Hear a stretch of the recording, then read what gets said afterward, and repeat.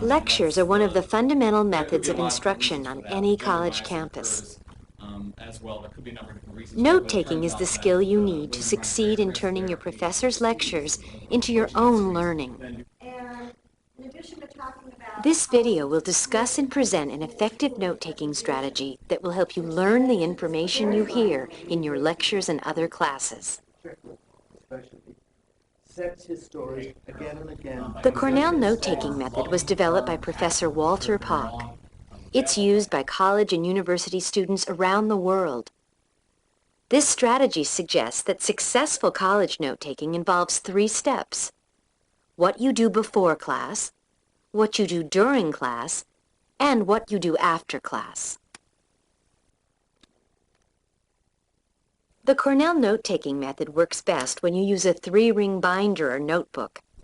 The advantage of the 3-ring binder is that you can easily and neatly combine your notes with handouts and photocopies.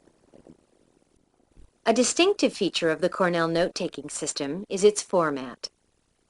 Use 8.5 by 11-inch sheets of paper. Draw a line 2.5 inches from the left side of the notebook paper. The space on the right-hand side of the page is where you will take your notes. The space on the left side of the line is called the recall column. It has a special use which will be discussed later in this video. Before each class, review your notes from previous lectures, either the night before or earlier in the day. Spend 5 to 15 minutes reviewing the major ideas or reciting specific facts to help you practice and learn the information. That's going to be a much more active way of learning. And I think that we all know that as learning is made active, as there's more rehearsing, even though the rehearsing may be relatively short periods of time, the better you are going to be aware of that information, and better you're going to be able to retain it in the long haul. You can also use your review sessions to develop 1 or 2 questions that you can ask your professor during, before, or after class. Asking questions in class keeps you alert, clarifies the material, and makes the professor aware that you're interested and engaged in the course and his or her lecture.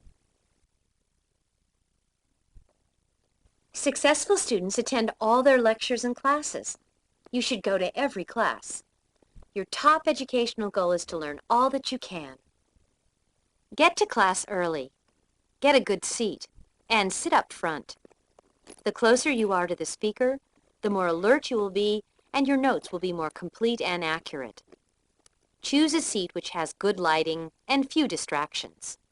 Where you sit is vital.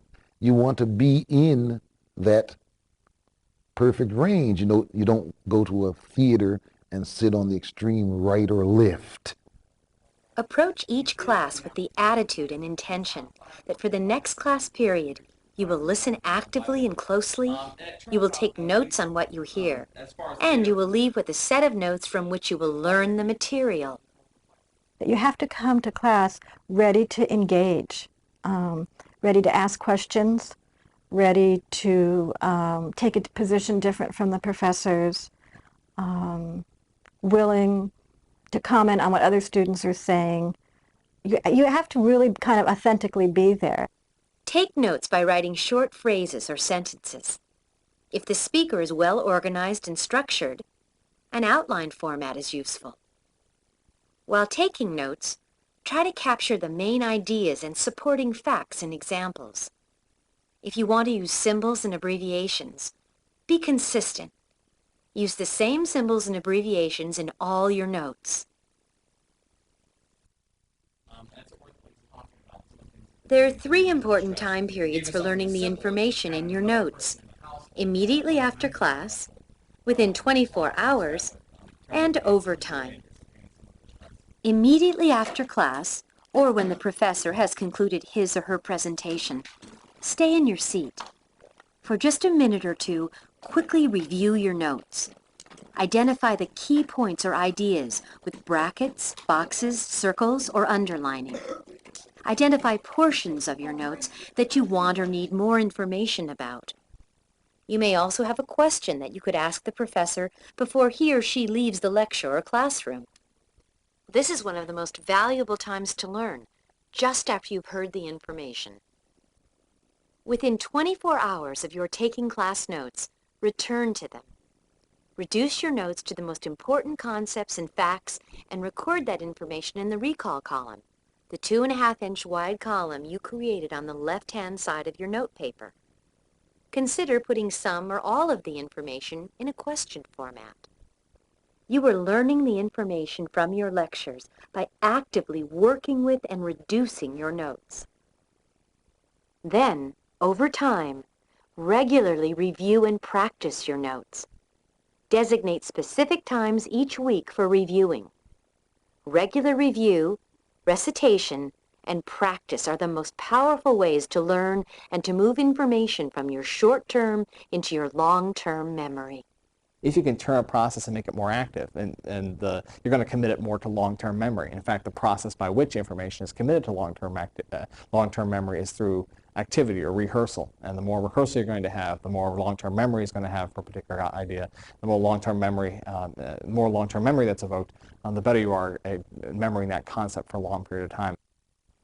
As you accumulate several pages of lecture notes, consider further reducing your notes to 1 to 3 pages of summary notes, which outline the most important information in the course. Or you can reduce the information to a chronological timeline or information map. To review, learning from lectures can be enhanced by using an effective strategy such as the Cornell note-taking method.